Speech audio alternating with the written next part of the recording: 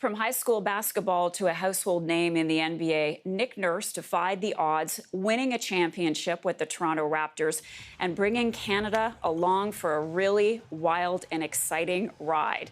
But it's been a long road to the top for the man from Carroll, Iowa, who spent 30 years proving himself at every level, both on and off the court. You can read all about it in his new book called Rapture: 15 teams, 4 countries, 1 NBA championship, and how to find a way to win damn near anywhere. Perhaps the longest book title ever. Nick Nurse joins me now. Good morning. Do we still have time to talk after the title? Yeah, really. So much for word economy. I'm so glad that you're able to join us. And I just want to say from the outset how much I thoroughly enjoyed this book. And it's not about sports for anyone who's thinking, I don't want to read another book about sports. Yes, there's great anecdotes about the Raptors, advice on shooting. But this is really your story about learning to lead, dealing with adversity, and following your dreams. Why is now the right time to put this out there?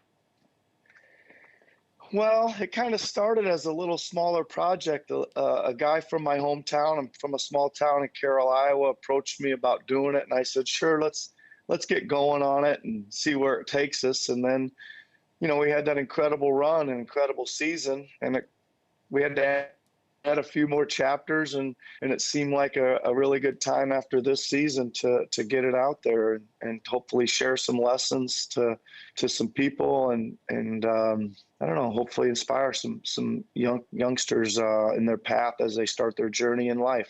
Yeah, and I think it's also going to inspire a lot of other people as well, people who are interested in leadership, people who have been knocked down and are looking for a way to get up. And, we all watch you on the sidelines, and we know you as a winning coach who led the Raptors to victory. And as I was reading the book, I was thinking, what does it mean to be a coach? And there's a whole long list of words: friend, parent, teacher, therapist, authority figure. What does it mean to you to be a coach and to coach the Raptors? Well, I like to kind of be a collaborator, and that is collaborate with the players or my staff or whoever in helping them reach their goals and dreams and visions. And that's really what it's all about. How do you motivate people to get the very best out of them?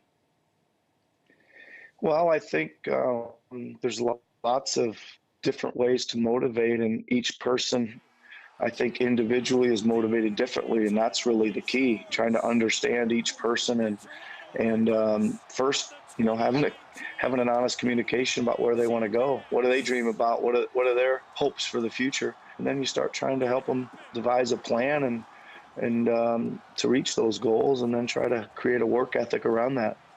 In your book, you talk about this elephant that you have in your office. What's the significance of that elephant? Well, I thought, and I still think, that there's a lot of times when there's significant problems, the old saying, the elephant in the room, and that's something that's hard to address. And I wanted to make sure that our team, if we ever had any of those, we would kind of hit them head on. When they presented problems, we'd take care of them, communicate about them, sit down and talk about them, and handle them and move on. And the elephant was kind of a playful little way. If you came in my office as a player and you point to the elephant or grab the elephant and set it on my desk or whatever, I knew it was something fairly major you wanted to talk about as kind of a good icebreaker. Let's talk about your dream to be an NBA coach. And you didn't take a direct path. You spent a lot of time in Europe, but it was always your goal. And there was at one point when you came back from Europe, having been successful there, that you really basically had nothing. You moved back in with your sister, but you still had this goal, this dream in mind. How did you make that a reality? Well, I think it was always a dream and a goal, and I was always kind of working towards it. But I think I threw myself into each and every job, whether it was at Enid, Oklahoma, or McAllen, Texas, or Ostend, Belgium, or wherever I seemed to end up. I love those jobs and threw a work ethic behind them and put everything I had into them. They meant the world to me at that particular time in my life. So the other thing I would say is that I was each and every year just trying to get better at my craft of coaching. I was trying to learn about leadership and sports psychology and human performance, and then the X's and O's and the mechanics behind how to play basketball better as well.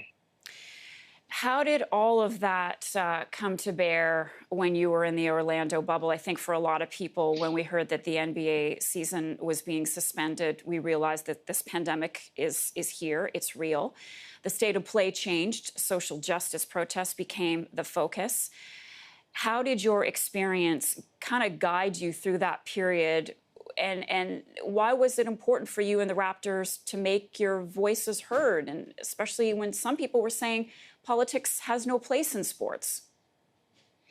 Yeah, a couple things. One, we did the best we could to stay positive, right? We were certainly happy to be back to work, blessed in our jobs, and a safe environment that the NBA created. So we wanted to go out and put our best effort there, and again, try to win and make the city of Toronto and the country of Canada proud of us when they turn on their TVs and watch us. And as far as the social justice, I mean, listen, we've been all given a tremendous platform. It's an issue that needs a voice behind it. I'm proud of my colleagues and certainly the Raptors organization for how strongly they're getting behind this initiative. And we felt only right because it needs our voice behind it. And then there was that disappointing loss against Boston. I know you said you needed some time to decompress. How did you lift yourself up? And I really want to know what you said to Pascal Siakam after the game. Well, let's deal with myself. First of all, you're right. It is not. It's not easy. You as a coach or a player, you kind of wake up every morning for a lot of days and months, putting so much heart and soul and effort into the season at hand. And when it kind of ends prematurely, you got to deal with that, and it's not easy. But the best thing, and the same to answer your question about Pascal, put your arm around him and say, well, we both have a little bit to learn and some motivation to get better here during the break. And let's get ready to be better next season when we get a chance to do it all again. And as coach, do you all feel the loss the same? I think a lot of people wonder, do you get angry with the players? No, not really. I certainly, there's some times when you're angry about losing. It's not much fun to deal with, but I usually am harder on myself. I'm replaying, there's so many decisions, there's 1,000 in a game and they're happening at lightning fast pace, and you're certainly going to make mistakes. And after the game, it's easy to go back and say, I wish I would have done that. I wish I would have done this. And there's always cause for that. And after a loss, it's a little harder to reflect on that sometimes. And your relationship with the players, it's, when I ask you what it's like to be a coach, you talk about taking a team to the opera. You took the Raptors to go and see Hamilton. Why is it so important for you to instill something other than basketball in the players? Well, I think that there's a whole big world out there. It doesn't just revolve around basketball. I think it's great for them to get out there and have some culture in their lives, see the talent, see the very best in other industries and other arenas. And I think it's good for them to see such an amazing show, man. Who doesn't like Hamilton? I just wanted them to see how great it was, because I thought it was awesome. Did they like it? Yeah, of course they did. Really of course talented. They did. Okay. Yeah. And I do have to ask you about Kawhi Leonard. You talk in the book, I love the way you describe him as this absolute physical marvel. And you're not surprised that he didn't stick around. You kind of knew from day one that he'd be here for a year. He'd give it his all, wanted to win. So what did you feel when he did leave Toronto? Well, I would say, like everybody, I kind of rode the emotional roller coaster. He did in the first meeting that I had with him kind of tell me, listen, I'll give you a year and I play to win and I'm going to try to win the championship. I don't know what's going to happen after that. So that was kind of my initial thoughts. And I thought after he played so well and he fit in so well and he loved Canada and Toronto, I thought maybe his mind would change a little bit. So I was just as disappointed, or I wasn't shocked, but I was a little bit surprised when he did, make the move. But again, he went back home, and nobody can blame him, for going back home. Yeah. Okay. Lastly, your dream, as we said, was to be an NBA coach. Ever in your wildest dreams, did you think that that would be in Canada? And what has Canada and Toronto given you?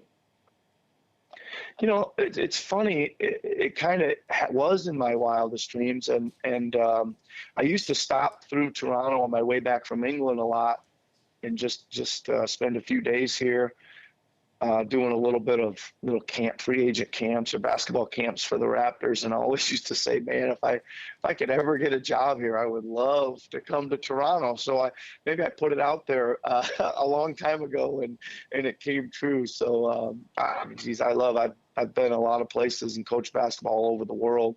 This is truly an international and worldly city, and it suits me. I love it. Yeah. Team's going to look a lot different, possibly, when the new season starts. You ready to rebuild? I don't know. Are we rebuilding? Well, let's wait and see. Let's wait and see. But I'm ready for whatever. I'm ready to keep winning and keep this thing rolling and make this a unique and special team. Well, thank you so much for taking the time to speak with us, and for all that you do for Canada, for Toronto. We really appreciate it. You be well. Toronto Raptors head coach Nick Nurse. The book is called Rapture. I won't go into all. Well, maybe I will. 15 teams, 4 countries, 1 NBA championship, and how to find a way to win damn near anywhere. Nick Nurse, thanks again. Thanks, Marcia.